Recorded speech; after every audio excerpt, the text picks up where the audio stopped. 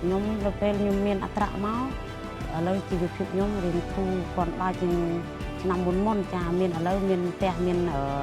ម៉ាស៊ីនច្រូតមានឡានមានអីជិះមានម៉ូតូមានអីវាធូរធារជាងមុនចា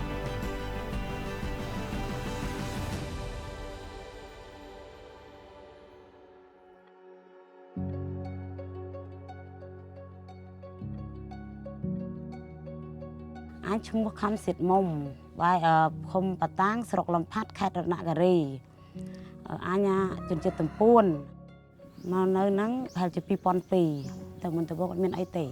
កហ្នឹងគឺទៅទេហ្មងផ្ទះក៏អត់មានទេពីមុនហ្នឹងបងទៅធ្វើដែរអត់មានទេពីមុនមកនៅផ្ទះខ្ទមផ្ទះស្បូវនិយាយបើពេលខ្ញុំយកធនាគារជីវភាពខ្ញុំប៉ុណ្ណឹងវារៀងធូរតិចតួចហើយលោកគ្រូតែមិនខ្លាំងប្រហែលទេរៀងថា30-40% ចុះពីមុនវាលំបាកខ្លាំងលំបាកនិយាយទៅលំបាកខ្លាំងមិនមែនថាលំបាកតិចតួចខ្លាំងហ្មងប្រហែលជា2013ដូចថាដាក់ធ្វើស្រូវធ្វើអីបានផលកម្រៃតិចតួចក៏ចាប់ផ្ដើមទិញម៉ាស៊ីនបោកស្រូវនេះប្រហែលជា4លានបានមកពីស្រូវចកាយើងមកមុនដំបូងខ្ញុំទិញដីខ្ញុំចង់ទិញដីចកាខ្ញុំចង់ដាក់ចិនទីអីដូចគេអញ្ចឹងយើងក៏ខ្ចីគេហ្នឹង$1000ឬទិញដីចកាវឹកហ្នឹងដីរៀងថោកយើងទិញបានប្រហែលជា4ហាត់ទៅពេលក្រោយមកទៀតប្តីក៏ចង់បានគោយន្តខាងស្រែចកាត្រូវការគោយន្តជួលដីរាស់ដីឈ្នួលគេតិចតួចដែរដូចតែយើងអ្នកចកាអញ្ចឹងបងប្អូនអ្នកស្រុកអ្នកភូមិយើងគេត្រូវការបញ្ជួត្រូវការរាស់ក៏ប្តីអាចរកបានតិចតួចដែរអញ្ចឹងក៏ដូចតែគោយន្តមហាត់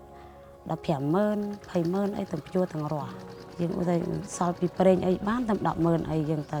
វឹកគោយន្តចាពេលក្រោយមកទៀតទង7-8ឆ្នាំដែរបានខ្ញុំហ៊ានយកទិញអត្រៈទិញអីនៅភូមិហ្នឹង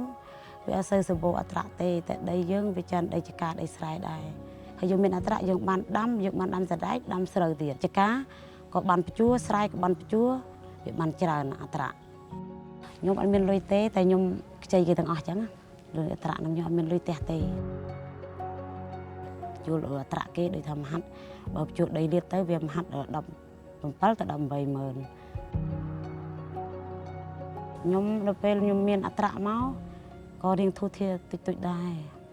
គាត់បើជាងពីមុនអញ្ចឹងណាគូដូចថាយើងជួយសម្រួលកូនរៀនកូនអីយើងពុតគង់ក្នុងគ្រួសារយើងបដោះតិចតួចទៅចាយើងអាចតាមសមត្ថភាពយើងរកបានអញ្ចឹងហើយមកទៀតបងយកកម្ចីមកទិញគូបូតាច្រូតខ្ញុំយកបានខែហ្នឹងខ្ញុំបានថ្ងៃមួយអាទិត្យជាងប្តីខ្ញុំក៏មានអតិថិជនច្រើនទៅដូចថាអ្នកស្គាល់លេខអត្រៈលេខអីទៅគេចង់បានម៉ាស៊ីនច្រូតអីចឹងទៅគេរកថងជាបើមានម៉ាស៊ីនច្រូតទៀតប្រហែលជាល្អភូមិយើងឯងមានអត្រៈហើយក៏មិនទិញម៉ាស៊ីនច្រូតទៀតទៅមានអ្នកជំរុញចឹងទៀតរកច្រើន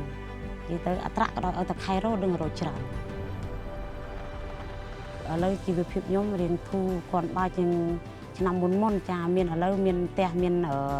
ម៉ាស៊ីនច្រូតមានឡានមានអីជិះមានម៉ូតូមានអីវាធូរធារជាងមុនចាសប្បាយចិត្តណាស់សប្បាយចិត្តហើយប៉ុណ្ណឹងមកល្មមដែរហើយយើងជពាក់គេយើងទៅទុកដាក់យើងអត់ហ៊ានចាយជិះខ្ជាយទេយើងទុកយើងសំទាំងប្តីទាំងប្រពន្ធចាយអីឲ្យចំគោលដៅខ្ញុំអត់ហ៊ានជិះខ្ជាយទេអូនដូចថាតិចតួចសម្រាប់គ្រួសារយើងហូបប៉ុណ្ណាយើងមានរោប៉ុណ្ណាយើងហូបប៉ុណ្ណឹងអត់ហ៊ានចាយលឹះល្បឿនយើងទេព្រោះយើងពាក់គេសងគេមុនមិនហ៊ានចាយតិចក្រោយខ្ញុំយកធនាគារប្រកាសទៀតយើងអាចរស់ស៊ីធូរធារបានបើយើងចេះទុកដាក់សំបើយើងយកលុយគេហើយយើងទិញរបស់ឲ្យចំគោលការណ៍យើងចង់ទិញឡានទិញអត្រៈទិញម៉ាស៊ីនច្រូតទិញម៉ាស៊ីនច្រូតឲ្យតែយើងត្រូវគោលការណ៍ក៏យើងរស់ស៊ីគឺរីកចម្រើនហើយបើយើងយកតាមភូមិប្រកាសថ្លៃហើយផលលំបាកគឺច្រើន